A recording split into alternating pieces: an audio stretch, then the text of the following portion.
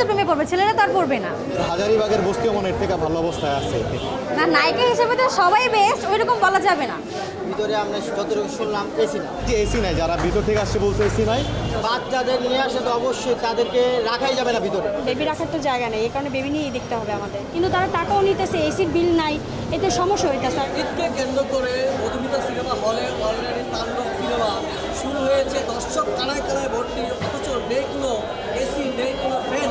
আর তারা বিভিন্ন ধরনের অভিযোগ আমাদেরকে জানিয়েছে, তাকে টিকিট বিক্রি করা হচ্ছে এবং তারা এই ভোগান্তি এবং দুর্দশা অবস্থা দেখে তারা অলরেডি আমাদেরকে ক্ষোভ প্রকাশ করেছে। আমি এখানে আসছি এখন বর্তমানে সাকিব খানের তাণ্ডব দেখার জন্য। ঘুরতেছি 2 দিন যাবতই, টিকিট হয় না, নয়তো সময় মেলে না, ঝামেলা হয়। আর মোটামুটি বসুন্ধরা গিয়ে আসলাম, বসুন্ধরা হচ্ছে টিকিটই পাওয়া যাচ্ছে না, ফুল বুক। আগামী 2 দিন আগে বুক এরকম স্যার আমার কাউন্টার থেকে বলো, তো 3 দিনে বসুন্ধরা বুক। তো অনেক গরমের মাঝে চলে আসছি এখন মধুমিতায় মুভি দেখার জন্য। আচ্ছা, এটা হচ্ছে আমি পরশু দিন আসছিলাম, আসার পর হচ্ছে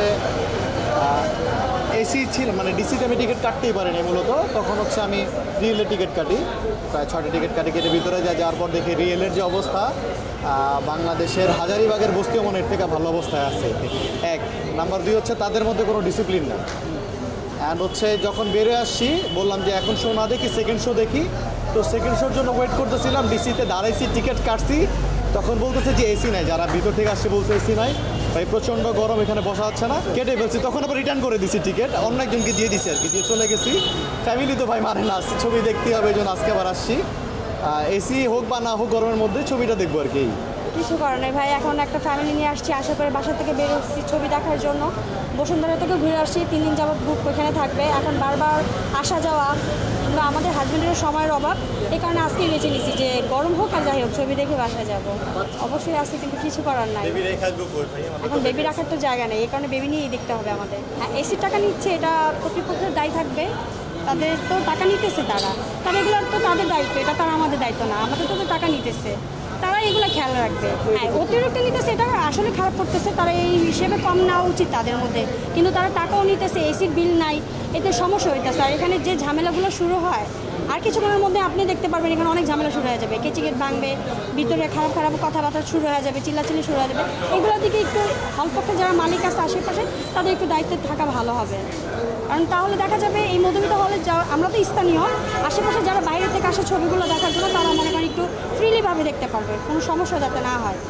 বাংলাদেশের জনপ্রিয় নায়ক সাকিব খান, সুপারস্টার, তার সিনেমা দেখতে আসছি আমরা, তাণ্ডব সিনেমা আসছি। কিন্তু এখানে যে দেখতেছি আমরা, আসলে এখানে 100 টাকার টিকিট আছে, 200 টাকার টিকিট আছে, 300 টাকার টিকিট আছে। এখন ফ্যামিলি নিয়ে যদি আমরা আসি, তাহলে ভিতরে আমরা যতটুকু শুনলাম এসি না। তো এসি না, আমরা যে অবস্থায় আমরা আসছি, কিন্তু এখন ওই অবস্থায় যদি ভিতরে যাই, অবশ্যই বের হলে আমরা এই অবস্থা থাকতে পারবো না। বাচ্চাদের নিয়ে আসে তো অবশ্যই তাদেরকে রাখাই যাবে না ভিতরে। এসি টিকিট কিন্তু টাকা কিন্তু তারা অবশ্যই নিচ্ছে, কিন্তু আমরা সেখানে এসি পাচ্ছি না, এসি সার্ভিস পাচ্ছি না। সেই ক্ষেত্রে আমরা এটাই বলবো যে আসলে এখানে এসি সার্ভিসটা চালু করা উচিত। না, এটা তো নর্মালি মেয়েরাই তো প্রেমে পড়বে, ছেলেরা তো আর পড়বে না।